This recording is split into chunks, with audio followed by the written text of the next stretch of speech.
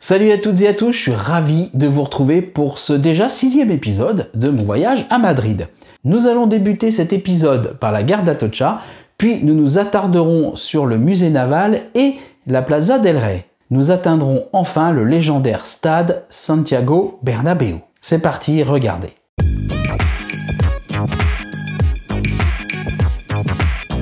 Nous voici donc maintenant sur la gare d'Atocha.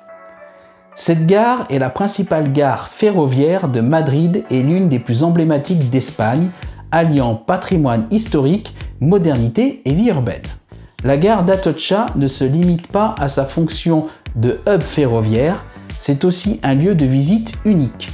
Le hall principal de l'ancienne gare a été transformé en jardin tropical, abritant plus de 7000 plantes et 400 espèces différentes, ainsi que des bassins peuplés de tortues et de poissons, offrant une pause verdoyante et inattendue en plein cœur de la ville.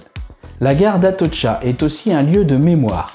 Elle fut le théâtre des attentats tragiques du 11 mars 2004 qui a coûté la vie à 191 personnes.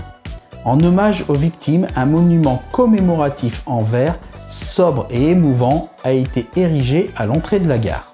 Partons maintenant à la découverte d'une nouvelle place, la Plaza del Rey.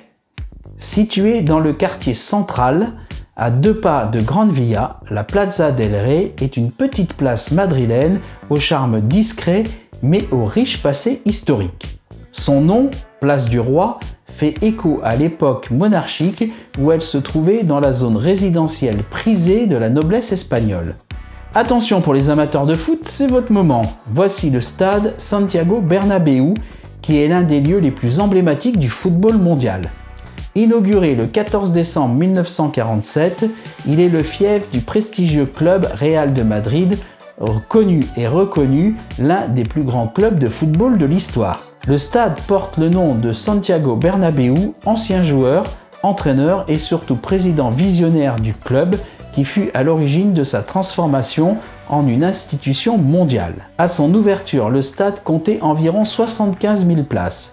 Depuis, il a connu plusieurs rénovations majeures, notamment en 1982 pour la Coupe du Monde, puis dans les années 90 et 2000 afin de moderniser ses installations.